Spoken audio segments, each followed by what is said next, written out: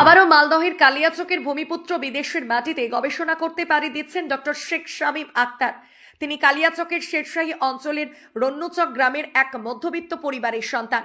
তার বাবা মোহাম্মদ রাজু শেখ একজন দিনমজুর আর মা সুফিয়া বানু হলেন আশাকর্মী। শেখ শামীম আক্তার কালিয়াচক হাই স্কুল থেকে উচ্চ মাধ্যমিক, আলিগড় মুসলিম ইউনিভার্সিটি থেকে রসায়ন বিজ্ঞান বিষয়ে গ্রাজুয়েট ও মাস্টার্স করার পর ঝাড়খণ্ডের Dhanbad Indian institute of technology থেকে electrochemical carbon die oxide reduction টপিকের উপর গবেষণা সম্পন্ন করলেন। তারপরেও থেমে থাকেনি শেখ শামীম আক্তার। তার অদম্য ইচ্ছাশক্তি নিয়ে এই মাসেই অর্থাৎ আগামী সোমবার সাউথ কোরিয়ার কুম ন্যাশনাল ইনস্টিটিউট অফ টেকনোলজিতে পাড়ি দিচ্ছে শামীম। তার পোস্ট ডক্টরাল টপিক হলো গ্রিন হাইড্রোজেন প্রোডাকশন।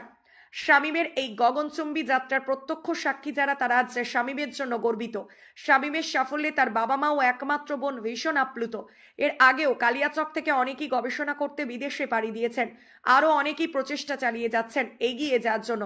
প্রতি বছর কালিয়াচক থেকে শিক্ষার মান উন্নয়নে ধারাবাহিকভাবে ছাপ রেখে যাচ্ছে। কখনো ডাক্তারি, ইঞ্জিনিয়ারিং, খেলাধুলায়, মাধ্যমিক, উচ্চ মাধ্যমিকের বোর্ড র্যাঙ্ক সহ বিভিন্ন প্রবেশিকা পরীক্ষায় দেশের সেরা হয়েছেন কালিয়াচকের কৃতি সন্তানরা। এতটা পথ চলা, এটা কিভাবে সম্ভব হলো এবং কিভাবে এগিয়ে যাচ্ছেন?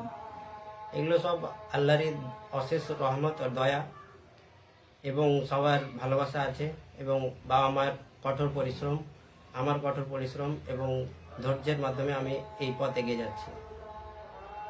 এখন যে আপনি একটা গবেষণা করতে যাচ্ছেন, সেটা কি বিষয় নিয়ে? আমি এখন গবেষণা করতে যাচ্ছি গ্রিন হাইড্রোজেন প্রোডাকশন, মানে আমি নতুন নতুন ম্যাটেরিয়ালস তৈরি করব যেটা নর্মাল ওয়াটারকে স্প্লিট ভেঙে দেবে, সেটা ভেঙে হাইড্রোজেন এবং অক্সিজেন আলাদা করে দেবে। সেই হাইড্রোজেনটা আমরা অ্যাজ এ ফিউল হিসাবে ব্যবহার করব। আপনার ছেলে যে এত বড় একটা করেছে, এত বড় জায়গায় পড়াশোনা করে এখন গবেষণা করতে যাচ্ছে, এতে আপনাদের কেমন লাগছে? আলহামদুলিল্লাহ, খুব ভালো লাগছে। আমরা মধ্যবিত্ত ঘরের স্বামী স্ত্রী, দিন আনি দিন খাই, সামান্য একটা প্রাইভেট ফার্মে কাজ করি আমি। আমার স্ত্রী সুফিয়া বানু একজন হেলথ ওয়ার্কার। তবে আমাদের প্রথম ছোট থেকেই সদিচ্ছা ছিল যে ছেলে এক ভালো জায়গাতে পৌঁছুক। আমরা সবসময় এটা দোয়া করেছিলাম। আমরা তাকে খুবভাবে কঠোরভাবে নিয়ন্ত্রণও করেছি যাতে সে এদিকে সেদিকে না পদভ্রষ্ট হয়, এবং সে সহি দিশাটাই নিয়েছিল আমাদের কাছ থেকে।